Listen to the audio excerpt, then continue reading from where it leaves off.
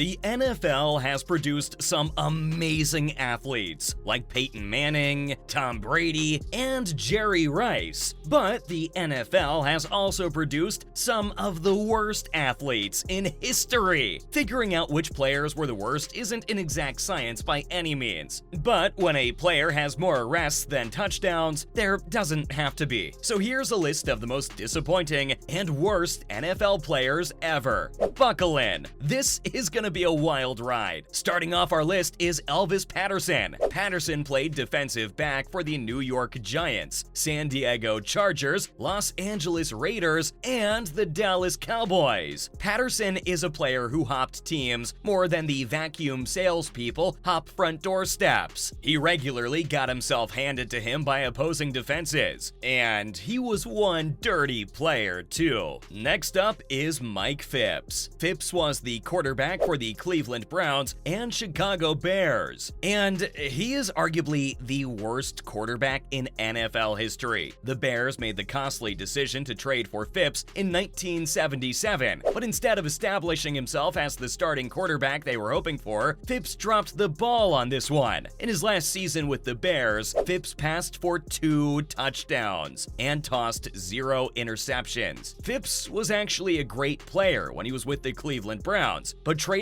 half the roster to get him was a huge mistake for the Bears. Phipps just wasn't in the game anymore, and trust me, there are worse players than Phipps, such as our next contender, Lawrence Phillips. Phillips played running back for the St. Louis Rams, Miami Dolphins, and the San Francisco 49ers. And what a waste of athletic talent he was. Not only did Phillips blow every second chance he was ever given, but it's entirely possible Phillips had more arrests than he did touchdowns in his entire career. Even after his football career was over, Phillips continued to get into legal trouble. In 2006, the football player was sentenced to 10 years in prison. He stood trial for assault with a deadly weapon. But while he was serving his time, Phillips was convicted for yet another crime: assault on his then girlfriend. He was sentenced to a further 31 years in prison. He had some severe anger issues, and a lot that was taken out on the field as well. But here we are again, with another failed Bears player, Michael Haynes.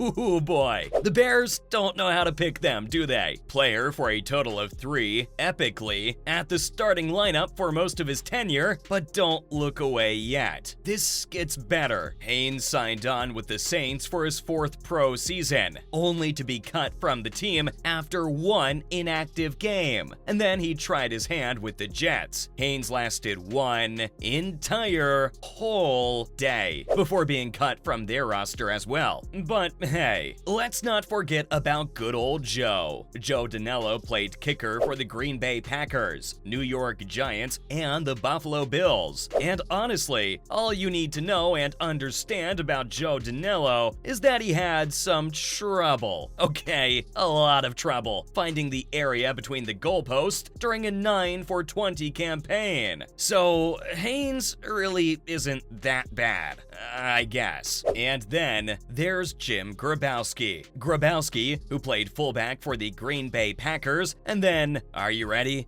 Are you sure? The Chicago Bears. Just ouch. Grabowski was the #1 pick in the AFL draft by the Miami Dolphins, but over the course of his 6 professional seasons, Grabowski had 8 touchdowns. To put this into perspective, an average quarterback has 8 touchdowns per season, not over the course of 8 different seasons. What is more than scoring 8 touchdowns over the course of 6 seasons is being forced out of the NFL altogether. Richard Anderson, may he rest in peace, played only 2 seasons with the Carolina Panthers. And while he was a pretty decent cornerback, unfortunately, Anderson had a drug problem. One he took full responsibility for, but the price he paid was far more than his paycheck. Anderson was suspended during the 2001 season, but he never returned to pro football. For some athletes, drugs can become a huge problem problem for them. This was the case for Richard Anderson, and this was the case for Kevin Allen as well. But the former offensive tackler had more problems than just drugs. Picked 9th overall for the Philadelphia Eagles way back when in '85, Allen played one very forgettable season. But when he reported to training camp in '86, Allen tested positive for cocaine. Then, later on, Allen was found guilty and imprisoned for 3 years for sexual assault crimes. He was then banned from the league, never allowed to return to the sport. For most of these players, though, drugs aren't a problem or anger issues. They just suck. Rusty Lish was one of those athletes. Lish was the quarterback for the St. Louis Cardinals and the Chicago Bears. Come on, Bears, do better. In his 115 career attempts, Lish threw 1 touchdown and 11 interceptions. In '84, Lish went for his first career start, and it was so bad that the Bears immediately replaced him. Lish found himself with 10 out of 23 for 99 yards and an INT.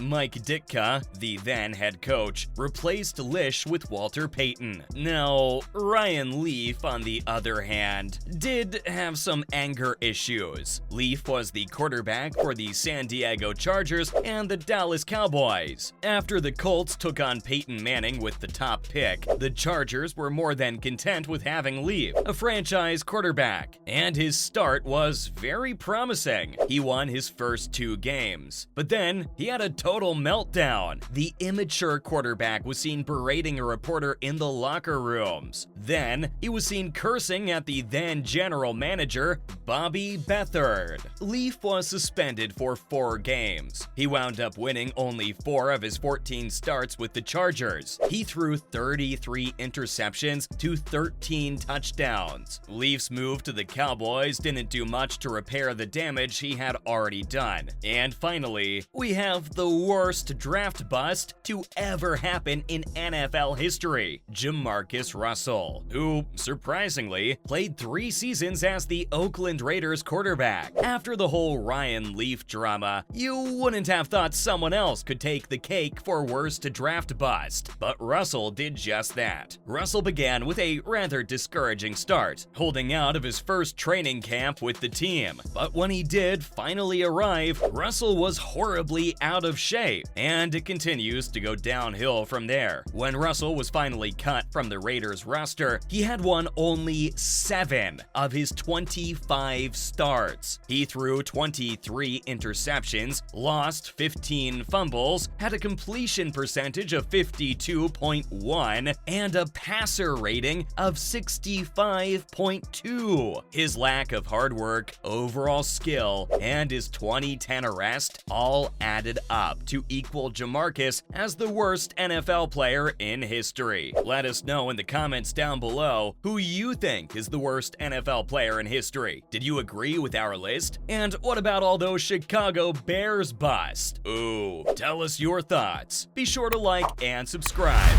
And as always, stay safe out there.